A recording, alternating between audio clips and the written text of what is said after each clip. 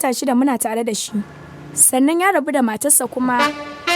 Mu din fa masu ilimi ne yata. Kada ki boye komai ki faɗa mana. Hakan abun farin ciki ne. So me abin damuwa kan hakan? Shekaru kawai nambobi ne. Ina son haɗuwa da shi. Maza kira shi.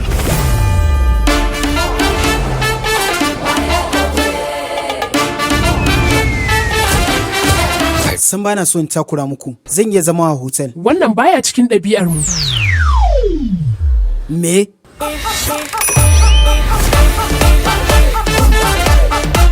Ba an tsaya cikin wannan sabon shirin mai suna mijin yarinya wanda kamfanin ku mai aminci ya shirya kawo muku a wannan karan wanda a J-Dubgan ya fito a matsayin jarumin shirin. Wannan shirin ba iya soyayya ya tsaya ba, cike yake da cakwakiya. Ungwato ki amfani da shi. San baya ci, ko ba haka bane ba? Kwarai da gaske bana ci. San ban taɓa ganin mutum irin ka ba. Tun kafin ka aure ta gabaki ɗaya ta gama sanin abubuwan da ba ma ka so. Yanzu nan Aisha ta kira ni ta ce mun iyayenta suna buƙatar gani na. Ba damuwa ya kan maye cikwai zaka iya hantaya kuma ka je ka gaida su. Barka da safiya. Na yi karin kumallo. Na san zaki so abincin. Wannan shine ake kira da rikita. Na taɓa aure.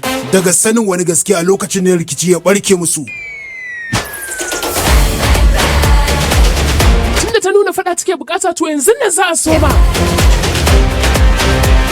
Tunda na rantse wallahi sai na halbe shi. Na gaya miki masoyiya wallahi sai na halbe shi sai na halbe shi. Tunda har ta zaɓe shi. Idan har muka takura mata za ta iya guduwa da shi ta bari. Bayan sun gano cewa za ta iya guduwa ta ba a halinta, daga nan sai suka bullo mata da wani soyayya. Shekaru 30 na taɓa yin irin wannan. Ni fa daga ganin wannan yaron na fara tantama da akwai boyayya.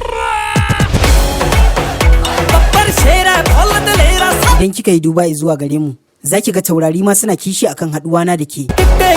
Mahaifinta da mahaifiyarta sun shirya ne domin su bullo da wannan yaron. Sai da safe kawo. Sai da safe yaro na. Domin ya samu ya silale ya kwamushe zuciyar yarinya. Wane ne ya gaya ma hakan? Na san rabuwa da budurwa yakan kawo ciwon kai ko ya sa mutum shaye-shaye hakan.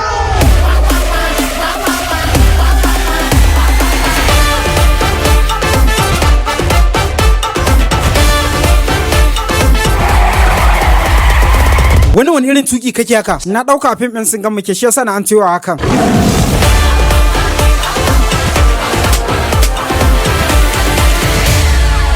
Na tsani yaron nan. Ka duba yadda yake rirriƙe ta kamar budurwarsa. Gabaki ɗaya yaron burge ni yake. Ji nake da ma ɗana ne wallahi. Za ka iya zuwa ka ɗauke shi. Mawuyaci ne akan ya faru. Mu haɗe da ku a cikin wannan shirin mai zuwan muku. Da kamfanin ku mai aminci King Yam Spin Factory duniyar fassara. Tuwayi kenan.